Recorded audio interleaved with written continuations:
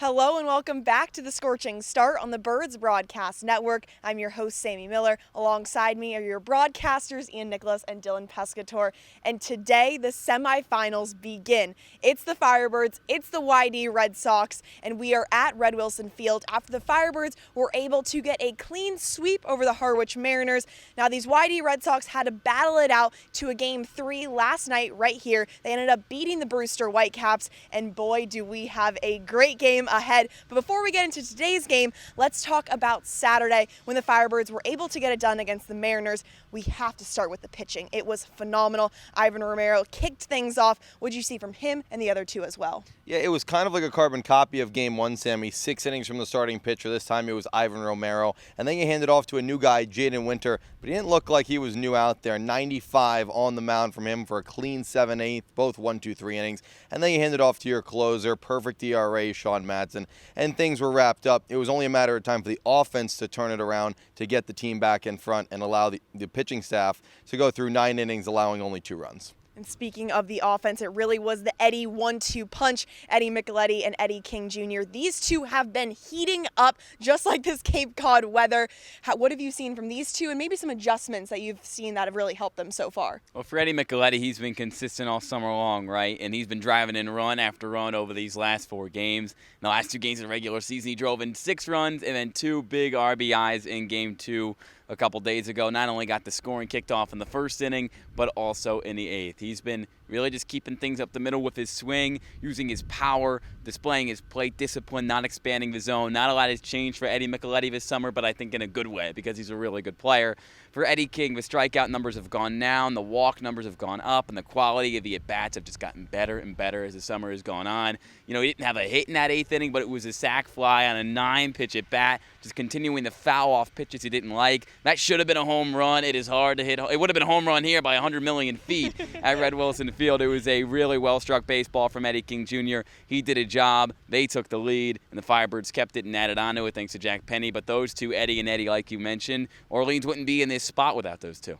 Now let's focus on today's game. Starting on the mound for the Firebirds is Evan Truitt, the right-handed pitcher from Charleston Southern. Dylan, what excites you about his game in particular? Yeah, Evan really brings a lot to the table. He brings a 90 to 91 mile per hour fastball, but what really separates him is his 2-seam action on one of his 2 fastballs, going in on righties, getting them to really hit it on the ground on their fists. Can't get the barrel on the baseball, then his slider as well as a changeup. So 4-pitch mix for Evan Truitt. Really excited to see him as well. He's thrown a lot of innings this year, both at Charleston Southern, where he goes to school, and here this summer. But he's only thrown 1 inning over the past 2 weeks because the Firebirds wanted to rest him a little bit, also get him warmed up back in the last game of the regular season against Chatham. So he's fully rested, ready to go, expecting 3 to 4 innings from Mr. Truitt today.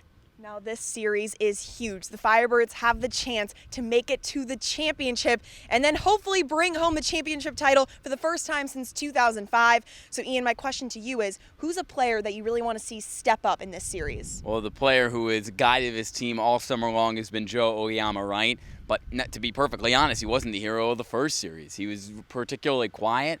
And he needs to be the Joe Oyama we know and love, right? I mean, he's still making good contact with the ball. It's not like he's striking out a lot. That hasn't been the issue with Oyama. The big thing with him is he has to get the ball in the air. It's a lot of ground outs right now for him. And we know he's got that power, right? He's got power to hit doubles, triples. We saw that home run juice in the final couple weeks of the season. You know, Jack Penny, Eddie Micheletti, Eddie King, those guys, Matt Hallback, have all stepped up and been this offensive juice and have got the timely hits over the last couple games. But if you want to make it past a YD team that has had this team's number in the playoff over the last decade and a half, Joe Oyama, your star player, your MVP contender, he needs to be at his best. Also, I'd like to see Jay Casey do his thing, right? He's in the order today. His last start was against YD. He almost had a home run. He should have had a home run. R.J. Austin robbed it. R.J. Austin isn't here anymore. Jay Casey, go do your thing in the bottom of the order. It should definitely be exciting to see what those do tonight against the Red Sox. And one of the biggest strengths for the Firebirds so far in the playoffs has, of course, been their pitching. They've only needed to use 5 arms in the past series, and yesterday they got an off day, so their bullpen is ready to go. How important is that going to be for today's game? Yeah, it's super important because YD had to play 3 strenuous games against Brewster. It was right down to the wire yesterday here. An 8th inning home run by Theo Hardy gave them the lead, and eventually they won 4-3. So Orleans definitely has the more rested pitching staff going into this series. I think this series is going to be a little bit different from the Harwich series. The starting pitching isn't going to be there in terms of length for the Firebirds. I think they have a lot of 3 to 4 inning guys. Now, could they throw 6? Sure, but that's not what the stat sheet says so far this summer. So it's all about the bullpen. I think a few names you got to look out for. Ryan Ricas hasn't been used yet. He's a big lefty out of the bullpen, as well as Chase Hungate, who can get a lot of righties out. So those two can play big in this series against YD. Now these Red Sox, they have some pretty big bats in their lineup. So Ian, who are some of the Firebirds should really be watching out for in today's game? Well, if you want the 2 big bats, they're easy. Hunter Hines and Braden Montgomery, the former high school teammates in Mississippi. One, the Mississippi State star, Hines. The other one, the former Stanford star, currently in the portal, and Braden Montgomery. They'll be batting 3 and 4, and they'll be looking to take it out of a park because they can. This is the perfect ballpark to do it. Hines, he hasn't had a home run against Orleans. You got to go all the way back to June 25th.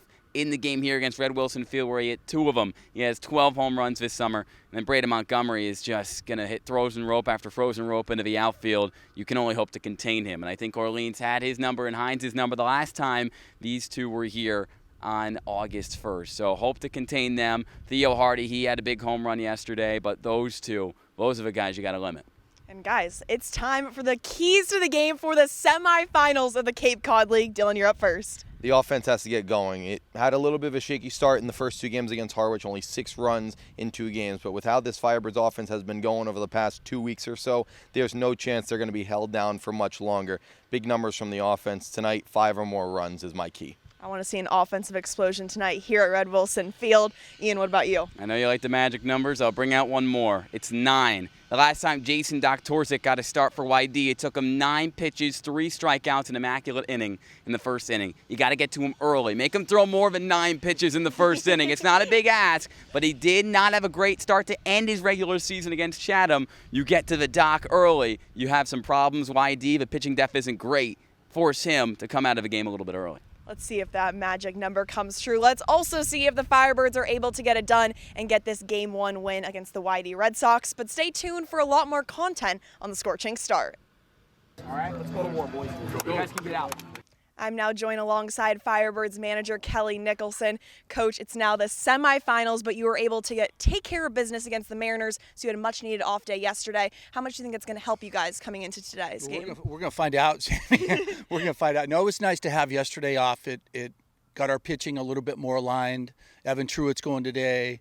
Some guys, a couple guys went to Fenway Park, and there were 10 or 12 guys yesterday at the field throwing and working out. So it was good. It was good to relax and get a little extra sleep and kind of reset for today. And before we get into today's game, let's talk about Saturday. In that sweep against the Harwich Mariners, the pitching was once again phenomenal. Ivan Romero really started things off, 6 innings, 6 Ks, and you had your 2 guys come in. How proud are you of those 3? Yeah, really good, man. It seems like that's what it boils down to, Sammy, in the playoffs is pitching and defense, and we played pretty clean defense, and we pitched the ball really well. For 18 innings, we threw the ball well. Ivan, he was very good. He threw strikes, he attacked, and Jaden Winter was really good. He's going to start tomorrow, and then Matty was Matty. So it was great. Super proud of those guys to give up 3 runs in 18 innings against Harwich, and you're in the playoffs. It's you should wind up on top, and we did. Absolutely beautiful backdrop as well with that sunset. Another player who has been phenomenal for you guys is Eddie King Jr. I know we keep talking about him, but for good reason. How important is it for him to be patient in the box and really all of your hitters as well? Well, I think everybody saw what patience did for Eddie. I think that was a 9-pitch at bat that he had. We had first and third, and we were tied with an out, and we were going to safety squeeze, and they defended it, and so we took it off, and then he kept fouling pitches off and fouling pitches off and fouling pitches off, and finally got a ball that he could drive, and I thought he almost drove it out of the ballpark. But I think that at bat, I told my wife, Donna, I told her that was probably the best at bat we've had all summer long. And he's just got, like we've talked about it before, Sammy, he's got such a good heartbeat for the game. He never gets real excited. He never gets real down. I mean, it's a good pulse for the game, and the good players have it, and he's got it. It really has been amazing to see him develop this summer. And talking about today's game against the YD Red Sox, it's going to be Evan Truitt starting for you guys on the mound. What excites you about this player? Well, Truitt should throw strikes. He can sink it, which is good in this ballpark. This ballpark is is little. So if you got a ground ball guy here, it should play up a little bit. And he's going to compete. We're going to probably try to get, 3, 4. If he has some quick innings, we'll let him run out there and try to get 5 innings out of True. And excited to have him on the bump tonight. He's the right guy for this ballpark. And really all season long, it has been a battle every single time. It's been the Red Sox and the Firebirds. What excites you about tonight's matchup? Well, we're playing. It's August 7th, and we're playing, and we're only one of 4 teams to be doing that. So anytime it's August 7th and there are 4 left and you're one of them standing, it's fun. I'm fired up to get going. We start first pitch is in about an hour and 55, and we're getting ready to take BP and in and outs, and I'm excited. I stopped by yesterday. Don and I actually stopped by yesterday and watched the last 6 innings of the Brewster game, the Brewster YD game, and man, there were a lot of people here. So should be a good crowd. Should be a good crowd today, and if we play well, right?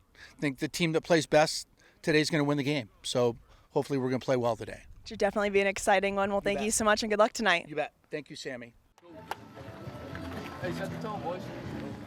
I'm now joined alongside Louisville's Eddie King Jr. Eddie, sadly, this season is close to becoming finished, but we still have a few more days here in Orleans. How have you been enjoying your summer so far? I've been enjoying it a lot. Just the off days are big because we didn't have that many off days last year, so it's kind of a big difference. Just getting the bodies rested, going to the beaches and all. But just meeting the guys this year, they're all really cool, the coaches. It's really good competition here, so it's been a nice experience. And you've been here since day one, so you're really one of those foundation players. How special is it to be one of those guys who has really set this championship culture? It really feels really special to me. Just being here from the start, just building bonds with everybody that's coming in, the day one guys too. It's really special. And what was your reaction when you got that call saying that you were going to be a part of the Cape Cod Baseball League? It felt special. I got I knew back in the fall semester, so that's what I was aiming for after summer ball last year, so it was a huge accomplishment for me. And you're not the only one in your family that played in this league. Your cousin Corey Ray played in Wareham in 2014. Did he give you any bit of piece of advice before coming to the Cape? Nah, Corey's doing his own thing right now, he's just grinding, so I'm just being me. And I know you have a really special relationship with your family. How awesome is it to have that strong support system that's really been there for you since day one? It means everything. I don't know where I would be without them. I don't even know if I'd be playing baseball without my family, so it's just really huge. And you've had such a dominant career since you were younger till now. Where did you find that love for baseball? My dad, he put me into baseball when I was, I think, 5, so from then I just stuck with it because I was pretty good, so just always loved it. And you continue to be pretty good here in Orleans. You have been on an absolute tear as of late. Your bat is so hot. What do you think has contributed to that?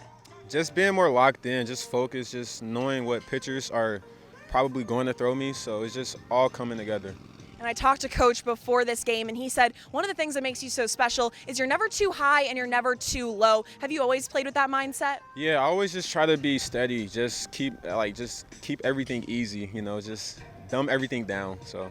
And you're also very patient at the plate. You had, I believe, almost 9 pitches at that last at-bat you had. So does it get kind of hard sometimes to remain patient and not go after some balls? Sometimes it's really hard. Sometimes it is. But that's baseball. That's just how it is. It's tough. You just got to be mentally tough. And you're coming off of a great season at Louisville. Do you have any favorite memories from this past spring? I think my favorite memory was when we went against Xavier. I think it was like 3 for 4. It was a close game. We won 12-10, just big hits after big hits. It was a really fun time. I'm happy for you. My brother actually coaches at Xavier for basketball, though, but still, I'm happy for you on that one. And is there anything that you want to take away from this summer in Orleans and put it into the fall with the Cardinal? Just more of a pro experience.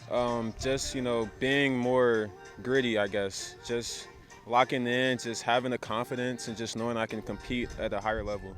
You guys are in the semifinals today. How exciting is it to be playing with this special group?